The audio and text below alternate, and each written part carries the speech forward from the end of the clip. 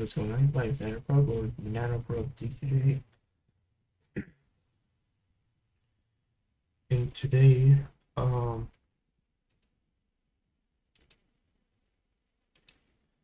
we are going to react on the Pioneer DJ CDJ 2000 Nexus 2, and this is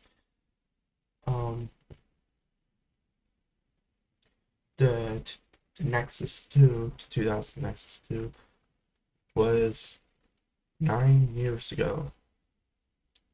So this isn't new, this video was 9 years ago. So yeah. And of course you might know I mentioned the predecessor of the 3000. This is it. The Pioneer DJ CDJ 2000 Nexus 2. So let's do it. 3, 2, 1.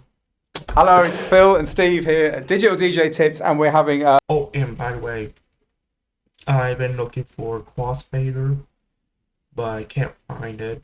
You know, the review of the CDJ 2000 Nexus 2. So I don't know choice but to pick this. A lot of fun reviewing the new Pioneer Nexus 2 gear. Now this is a relatively rare joint review. We are not the same person, and I think it warrants it because this is a big release. You know, this is the gear you're going to see in the clubs for the next half decade, just like the old Nexus gear was doing that job for the last half decade. Yeah. So this is big new gear. There are 2 videos we're doing here, and they are talking points about these new pieces of gear, about the DJM and the CDJ. If you want to read the full review, we've written that up as well, and there's a link underneath each of those videos, so you can get everything you need to know about this gear by reading and watching all those things. Yep. In this video, we're going to look at the CDJ 2000 Nexus 2, yep. Which doesn't really roll off the tongue, but I'm sure that won't affect sales massively for Pioneer DJ, as they now like to call themselves. And this is Steve's. Like I always say, Steve's used this a lot in the last few weeks, professionally and just here playing. Yeah. This is the stuff that's really stood out for you, isn't it? Yeah, well, I'm going to cover the points of difference. Really, you know, there's a lot of improvements here. So let's dig in, shall we? Yeah, let's have a look. So the CDJ, first of all, it's a little bit bigger, and most notably, there's a great big screen in the middle as well. We're going to come on to talk to you about the screen shortly. But let's start here, top left. You now have a flashing USB input there, so it shows you that is the USB that the CDJs are playing off, especially if you've got them linked.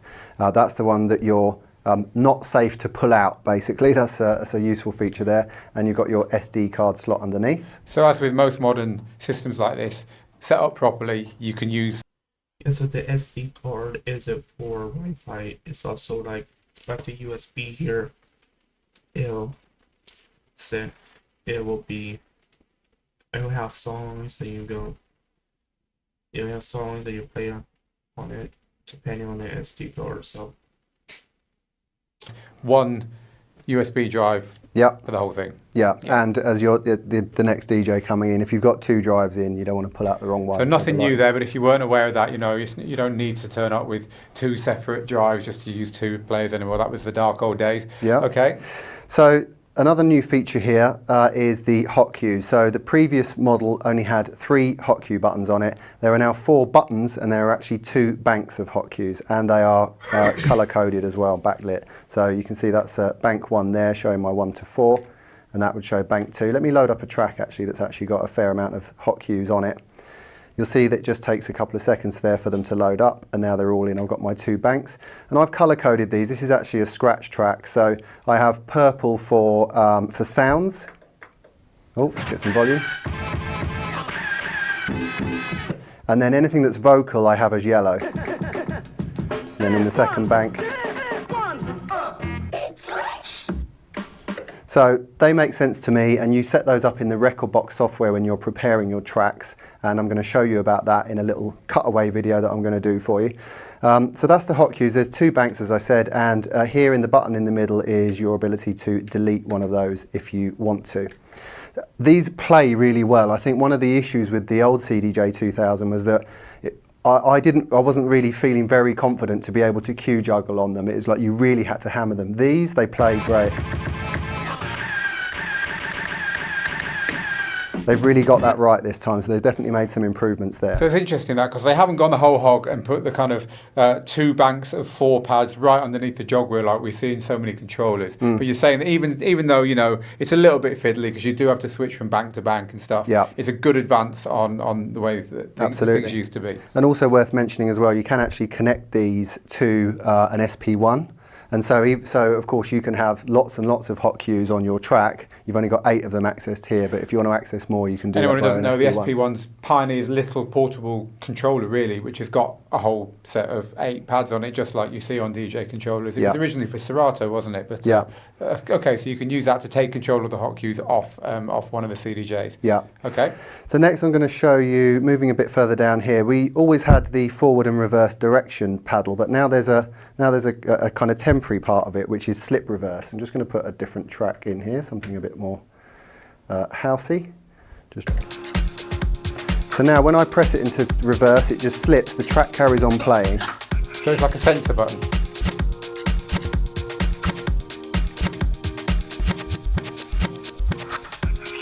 And it will drop back to where the track was playing when I let go of it. And of course I can just put it straight into reverse.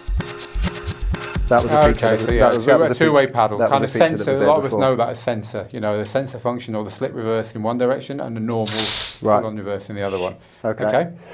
Now moving a bit further over, here these buttons here used to be a lot bigger, but they don't need to be very big. This is where you're selecting where you're actually pulling your library from. So record box, USB, SD card here, or good old-fashioned CDs. Does anyone use SD cards or CDs? Actually, come to that. Yeah, well, you know, tell us in the comments underneath. They've seen fit to keep them here, so you can still play them.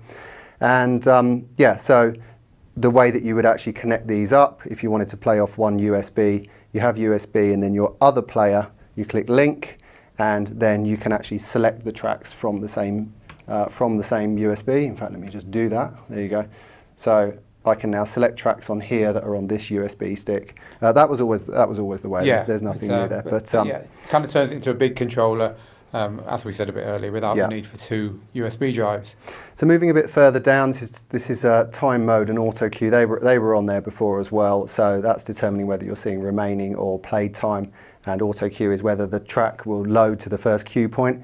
Now Quantize has got a new feature here. Now it used to just be only able to quantize to 1 beat. Now you can actually quantize to either an eighth of a beat, a quarter of a beat, half beat, or a full beat. And you'd actually use one of the other new buttons here on the Nexus 2. The shortcut button here can quickly take you to where you can change the quantize value if you want to. So this is good for kind of being a bit more free-flowing with your juggling and stuff, but still keeping it tight. Very useful when you're synced up to a deck playing something else, for instance, and you want to just large it up a bit. Yeah, exactly. Safely. Yeah. Okay, there's another new button here, which is an instant 4 or 8 beat loop button. Press it once, you get instant 4, and it puts you straight into loop mode as well. So it's 1 click less needed to actually get to a 4 beat loop. If you do it, I'm just going to move it to another part of the track. If you press and hold it, it automatically does an 8 beat loop. And if you press it whilst it's looping, it will cut the loop down by half each time.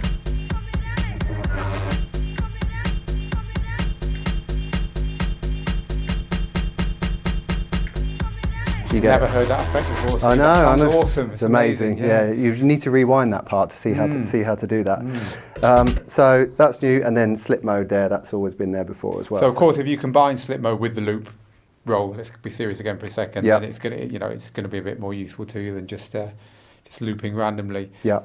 Okay. So next, let's take a look at the screen. The lovely big new screen here. It's touch screen, 7-inch touch screen. Loads of cool new features. It looks great. If I go into browse here, there's new fonts. Everything just seems to fit a lot nicer. It looks a lot more crisp and clean. More tunes on display there. And eight instead of 6 tracks. Exactly. And there's another new thing here as well, which is the new phase meter at the top. Now, I'm going to actually use the shortcut button here again to go to the original type of phase meter, which a lot of people may still want to stick with. That's what it used to look like. It was like, it showed the beats in those kind of blocks. So we can go to the new one, which is called Type 2, And now you have a new type of phase meter where you see one deck at the top, the other one below, with the beats and the bar markers, quite similar to Serato. Serato has a very similar view between its parallel waveforms that shows you just the transients. But actually this is huge, because this is the first time on any CDJ system I can ever think of, in any brand, where you've had parallel waveforms right in front of you. It's, you know, this is one of the things that digital laptop DJs always say, I like my parallel waveforms. Well, there they are. There you go. So let's get some tracks playing. And you can see up here, you can't hear the other one at the moment, but you can see they're out of phase, which actually brings us to another feature that the screen has got, which is you can move the track backwards and forwards by 1 beat to help you keep your track in phase. There you go. So now your bar lines mark up as well as your beat lines, yeah. Telling you you're in phase. Yeah, so that's a really nice little feature as well. Okay, so I'm going to stop that. We're going to go here to Browse, and we're going to have a search for some tracks, and this brings up one of the awesome new features, the QWERTY keyboard. So there you go, just start typing in a couple. I mean, again, people who use DJ software will be used to this kind of search functionality, but it's the first time it's been on the DJM 2000, on the CDJ 2000. On the CDJ 2000. It's confusing, we've got all this good stuff to... And before you used to have to kind of like fiddle around at the bottom and go letter by letter. Now it's like, it's brilliant. So yeah, just going to go back there and, you know, search for my tracks. There's nothing with FC, but you get it. It works really well. So going to go here to a particular playlist. This is called Gig Tonight. Wonder what that's for. Oh, that'd be for my gig tonight, yeah. So then moving on to tag list. This is where you can tag tracks and dump them into a playlist whilst you're playing, so that you can just remind yourself that you want to play them a bit later. I've got nothing in there at the moment.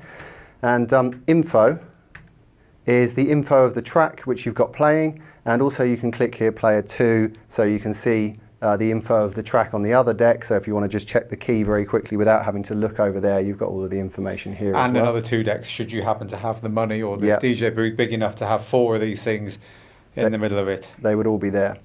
Now in the menu button here, you've got load previous tracks, but if you hold down... He has a very hairy ass arm, like, not judging, but yeah. I got a hairy arm too. I also got a hairy ass. I know. TMI. In case you don't know what that means, too much information. Menu, this is the utility, and this is where all of the settings are for the 2000. Lots of different preferences, things like the jog indicator, the brightness of the LEDs, the on-air lights. You can protect the deck from letting you load a track in it whilst it's playing. It can stop you from doing that. So that's where all those settings are. They're really easy to get to. But these are some new buttons here over on the right. You've seen... I actually used to hate the CDJ 3000. But then,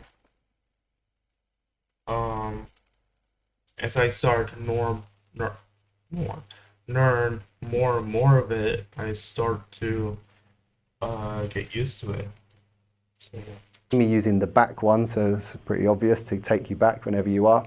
And this is to tag a track, so when you're in a playlist, like I said, you know, this track here, I may want to play that in a little bit later, so I've tagged it, and now if I go to my tag list, it's there. Going back to browse here, under here, this is the track filter button. Now this is really cool. My favourite bit, this. This is really cool. This is awesome. We're loving this. So in this particular playlist here, let's have a look. I'm going to press and hold it. And now I've got loads of stuff that I can filter down to find tracks that are either going to be in a related key or a similar BPM or a similar rating of energy level or colours if you colour code your tracks. All of this stuff is searchable in here. Now if you look at the top here, in this particular playlist, I've got 8 tracks in there, and you can see the little filter light at the top. So you're filtering by plus minus 3 BPMs from 128 BPM? Could be, but I haven't at the moment because they're not selected. Oh, okay. So here you can select, so if I select rating, and I've got 2, a rating of energy level 2 at the moment. Now it's showing me that there are 3 results for that search. So it just keeps it, you know, if you've got a big library, so for example, if I was actually, rather than doing it in just a small playlist, I could be doing it in your whole library. In my whole library, which is where you go to track, do the same thing. And now if I just uncheck that, I've got 175 tracks that I'm actually So this is like a filtering. mega smart playlist. This is constantly updating depending on your parameters and how many tracks are in the playlist you're looking at. Yeah. So you could say, I want everything in a related key, plus minus X BPM that's got house written in its genre or whatever. So I can go here. So I want all of my energy level 3 rated tracks. I've got 13 of them there now. Now, here's an extra feature that wasn't on the previous ones as well, which I love, and this is from Rekordbox when you prepare your tracks in Rekordbox. If you really get into the My Tag features in Rekordbox, it's so powerful, it's brilliant. Headcon? Does it mean techno?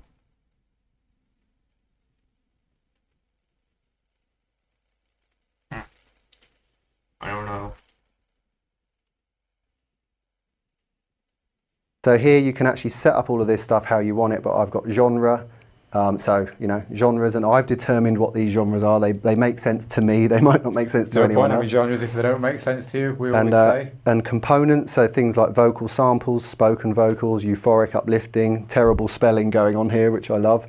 Vocal song, acid, whatever it is. Situation, so you could have in there, for example, warm-up set or main set or whatever it is. You could even start marking explicit lyrics and stuff so that you know the tracks to avoid if you're playing to the local church hall or something. So you can select and or criteria. So for example, in components, if I wanted something that was an acid track that also had a vocal song, then I could have and selected and do that. I probably won't have a result for that, but we'll see. I don't know, there was some quite good stuff early on. Oh, there you go. Let me just switch it on at the top. No, that gives me a 0. Oh, well. There we go. So, but you get the idea. And you can have or as well. So in genre, for example, I would only want or because I'm saying I would either want a jacking dub or jacking vocal tracks. And there I've got 2 to choose from. So now when I actually come out of that there and press that button, I've got my 2 tracks. There. And what if I wanted to just go back quickly to my main library, having done all that? You just press it again, and then you can see the little filter light goes at the top. So I'm now just in my main library, all of the tracks. But any time I want to re-trigger that filter which I've set, I just press that again, and it will re-filter. And then, as I say, press and hold it, and you can go down and change them. It's actually more powerful than anything I've seen on DJ software, which is saying something considering we're talking about hardware here. Yeah, it's what I love about. It's why I was personally very excited about Rekordbox DJ, because I've always loved the track management in Rekordbox, but of course it wasn't a standalone piece of DJ software. This is what I love about it. And here as well, you can actually just hit Master Player. So if the other deck is playing, but I'm in here and I want to find tracks that are related to the track that's playing there, then I can hit Master Player. It'll pull the. I thought well, it might be soon, but as I recall, they mentioned they'll also do the 900 Nexus 2 on this video as well. No, they do it. Details through from the other deck, and now when I'm looking at related keys or BPMs within a certain percentage, it's going to be doing it based on that one. So, good really for finding the next track, which is of course what it's really cool stuff all about, isn't it? And lastly, this shortcut button, just shortcuts to some, some of the most used features, basically going straight to tracks, to playlist, or to search.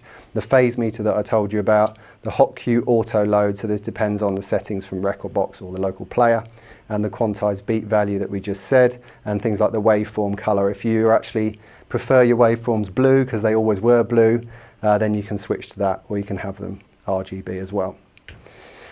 Also, let's just get my track playing again here. This is a cool feature. I don't know if you can actually see it here, but when the deck is stopped, it says needle search. So this is the old needle search is gone from the old Nexus players. It used to be just here. It used to be a hardware search. It used to be a touchpad. And so I can jump around the track. It'll skip around. Wherever I let it go, that's where it drops, and then I can play it from there.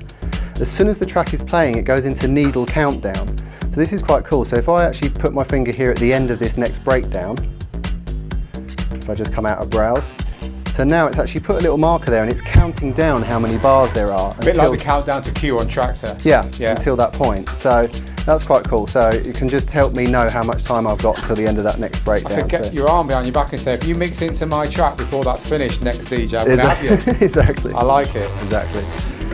So they've really come a long way with this. It feels really modern as well, like new kind of design, new fascia on it. It's I think fascia doesn't mean feature. Well, of course he's British. Well, they're both British, so. They've got it right with this. Well, that's what they're going for, aren't they? It's a club standard for the next 5 years. You know, if you're thinking about a DJ system for home, I'd say it doesn't really make sense unless you're making an awful lot of money from your DJing. All money is no object. You don't really need it at home, and you know there's stuff that will do it for far less cash. But that's not really the market here. The market is something very, very flexible. When we've talked about it already, but you can still put CDs in. You can still just take a USB with a couple of new tunes on and plug it in and play from that. And it works with rekordbox off USB, and it works with rekordbox off laptop. But that's a bit tricky to set up at the moment. We spent a long time trying to do it. I certainly wouldn't recommend rolling up at a club and expecting that to work at this stage. No, it takes a bit of pre-preparation, So, you know, it's very, very flexible, and it is the Rolls Royce of DJ controllers, of DJ control services with a price tag to suit. But that said, it's built enough on the old ones to be seriously worth considering if you're in that kind of market. Also, I did mention it earlier on, I'm going to keep my promise. Because of the new features on the player, there are... Also, if I have I'm towards the screen because the screws connected to the seat and the back in this area, the screws isn't doing great, so I'm still doing my best to figure out what the fuck is going on. So let's hope it be temporary. So here we go.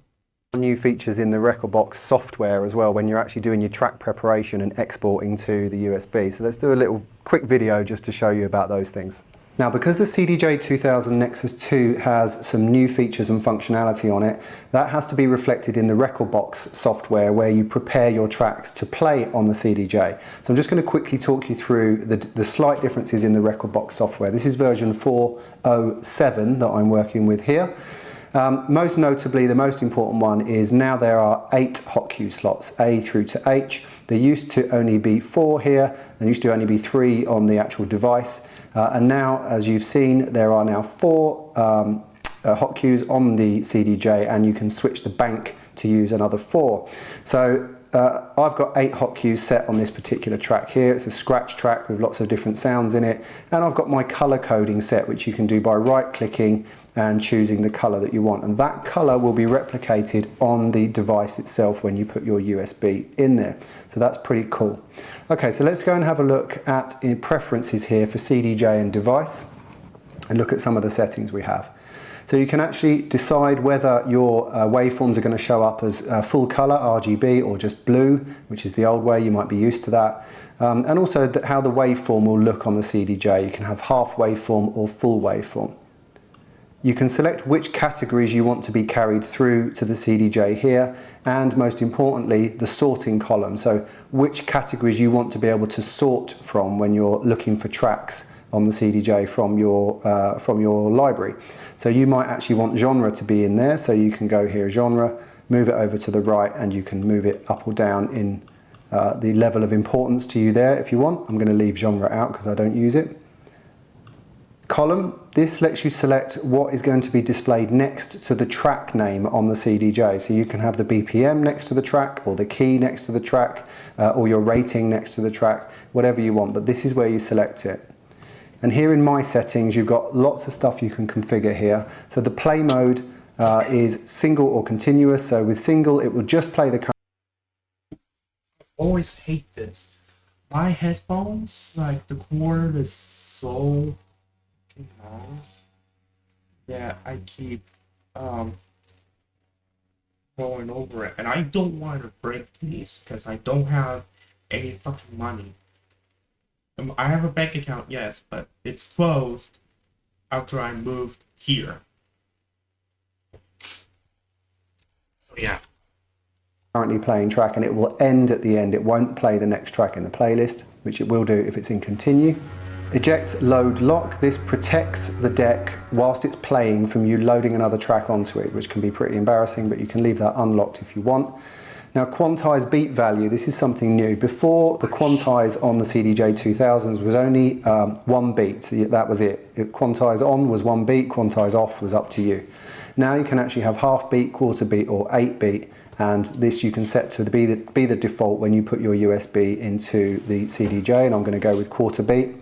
With the hot cue auto load, I'm going to go with record box settings, that's dependent on the track.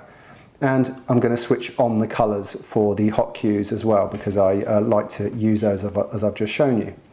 Slip flashing, so this is where the CDJ will flash when it's in slip mode. You can switch that on or off. On-air display, showing whether the CDJ is live or not. You can switch that on or off. You can change your jog brightness, the jog indicator on or off, and also the disc slot illumination. So that's for the CD disc at the front. You can switch that off, dark or bright. You can select your language, the brightness of all the buttons, the time mode on the track, with either elapsed time or remaining time. The auto cue can be on or off there. And jog mode, you can set whether you want CD mode, which is where the whole platter just acts as a nudge, or vinyl, which means that when you hit the top of the platter, you grab the track and you can scratch with it, and the side of the jog mode becomes the nudge function. Tempo range, you can set your favoured tempo range for the tempo fader there, and you can decide here whether you want master tempo to be on or off by default, and quantize on or off by default as well, and also with sync. And then here with the phase meters, there are now 2 phase meters to choose from, the original kind of 4-bar block version, and also the new one, which is beats and bars, which looks much more like kind of typical DJ software like Traktor and Serato. You might prefer that one, so you can select that as the default there as well. And here with hot cue, if you have this selected, this means that when you load your track in, it's going to import all of the hot cues as well into the CDJ, so they're all ready for you to use. And here with device, the library, if you're using the CDJ, you'll have this set to CDJ, but also you've got some options here if you've got some other devices. It's a slightly different way of exporting the library, so you'll need to select that depending on whether it's an R1 or an MEP 4000. So there you go. So once you've got those all set, and then you actually put your tracks onto your USB, when you put that USB into the CDJ, you can select yes for importing my settings. And no matter how the previous DJ had the CDJ set up, whatever configuration he or she had, it doesn't matter, yours are going to overwrite it, and each time you rock up to any set of CDJ 2000 Nexus 2s, it's going to be your settings. So there you have it. Don't say we don't give you stuff in depth when it really, really warrants it. That's been our review of the Pioneer CDJ 2000 Nexus 2. Thank you very much for spending all that time getting to grips with all those minutiae of the... It was a total pleasure. Thank you, Steve. Oh, well, the bad news is they never tell us the actual price, which is kind of bullshit, because it'd be not either or know how much it was when CDJ 2000 Nexus 2, sorry for it, actually came out of the production line. So